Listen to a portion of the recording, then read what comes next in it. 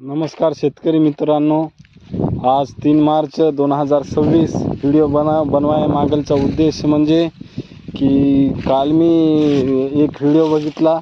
त्याच्यामध्ये एका जणाने असा उल्लेख केला आहे की यावर्षी हळदीला एकरी 35 ते 40 क्विंटल उत्पन्न मिळेल म्हणून, आणि उत्पन्न जास्त असल्यामुळे शेतकऱ्यांना 8,000 रुपये बी भाव मिळाला तर ते रास्त राहील असं त्या व्हिडिओ बनवणाऱ्या माणसाचा मुद्दा आहे. आणि आज रोजी आमच्या शेतामध्ये पाहत असताना हळदीला खूप प्रमाणात सड लागल्यामुळे 3 मार्च असूनसुद्धा पूर्ण प्लॉट पडलेला नाही.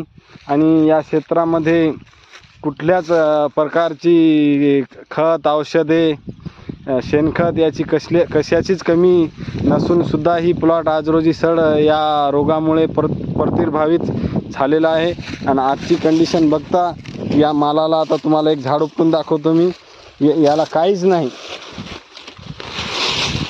काय याला ते पहा, याला एक सुद्धा शेंग नाही याला. आणि काही मादरचोद लोक म्हणतात यावर्षी एकरी 35-40 क्विंटलचा ॲव्हरेज येईल म्हणून. काय याला पहा तुम्हाला प्रत्यक्षात मी झाड उपटून दाखवतो. काहीच नाही या झाडाला, हे असे तुटून यायले ही सड असल्यामुळं.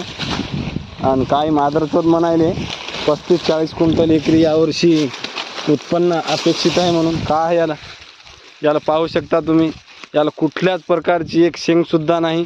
आणि पूर्णतः हे झाड सडून गेलेलं आहे. फक्त अक्षरशः एक शेंग निघलेली या झाडाला. याला पाहू शकता तुम्ही, याला काहीच नाही. आणि कुठून 35-40 क्विंटल उत्पन्न मिळेल.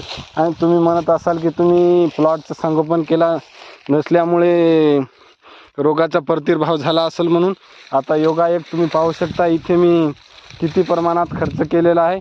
त्याचे फिपलेट आणि खाली कापडं वगैरे पडलेले आहेत. आता तुम्हीच विचार करून सांगा की माझा 3 एकर क्षेत्रामध्ये मी 20-22 टाल्या शेणखत टाकलेलं आहे प्रत्यक्षात विकत घेऊन. मला विकत घेऊन शेणखत आणणे टाकणे 4,000 रुपये प्रति टाली माझा खर्च झालेला आहे.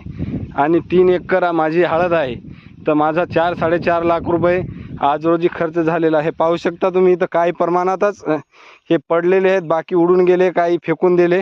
पाहू शकता हे मानकोझेब आहे, मानकोझेब आहे, कार्बन झेमन आणि मॅनकोझेब आहे. हे टाटाचं ग्लाझर आहे, मेटालिक्सिया.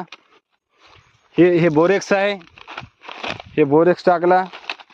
हे आपलं क्लोरोफास आहे 20% वालं. हे अनोलिक आहे आपलं आलिका.